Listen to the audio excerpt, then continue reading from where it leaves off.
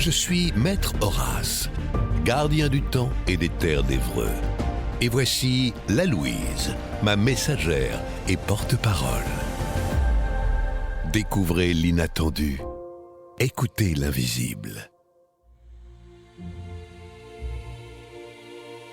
À quelques pas de votre position, si discret, voilà bien le mot.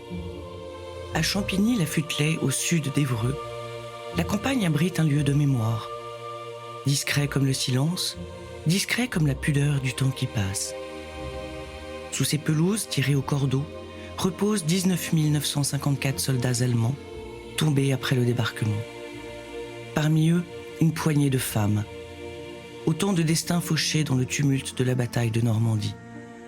19 954 siestes éternelles, rangées avec une précision toute militaire. Ce cimetière, né au lendemain du débarquement, fut d'abord partagé. Les Américains au sud, les Allemands au nord. Puis les premiers repartirent vers Colleville, ou leur terre natale, et la mémoire devint allemande. Depuis, les générations s'y succèdent. Des voitures d'outre-Rhin s'arrêtent devant le mur d'enceinte.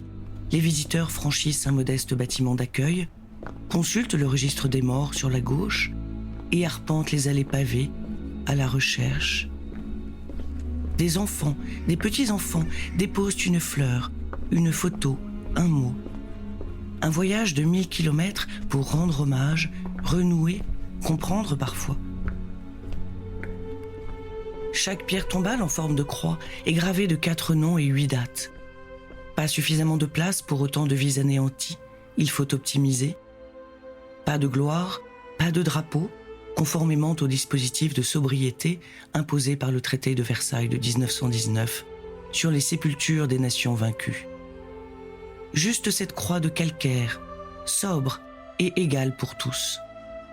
Officiers, sous-officiers, soldats, fantassins, marins, pilotes, tous frères de guerre, sous terre et pour l'éternité. Friedrich Dollmann, général de la Wehrmacht, condamné par Hitler pour ne pas avoir déjoué la prise de Cherbourg. Suicide ou exécution sommaire. Il repose à quelques pas de Gunther, un dormeur du Val, âgé de seulement 14 ans, arraché à l'enfance par une guerre qu'il n'avait pas demandée. Dans la mort, la hiérarchie s'efface comme une encre diluée sous la pluie. Les uniformes se sont fondus sous le même gazon et les ennemis reposent paisiblement dans la terre qu'ils ont envahie.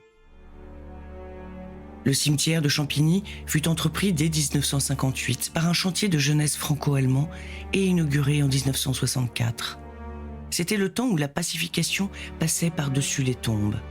Le Volksbund, l'association allemande qui veille encore aujourd'hui sur ce cimetière, parle d'entretien du souvenir.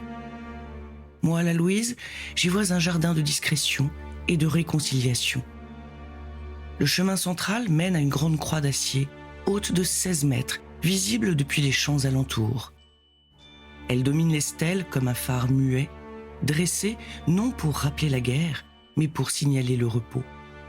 Et puis il y a la chapelle, simple elle aussi, et belle dans son dépouillement. On parle depuis la Grande Guerre de tourisme de mémoire.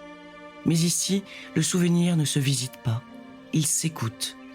Il impose autant de recueillement que de respect. Dans le bruissement des feuilles, dans le murmure des noms, dans la pudeur des pierres, c'est une sieste éternelle, une sieste d'hommes venus d'ailleurs. On dit que le vent ne connaît pas les frontières. Ici, il les traverse en silence. Te voici, ma fidèle cloche.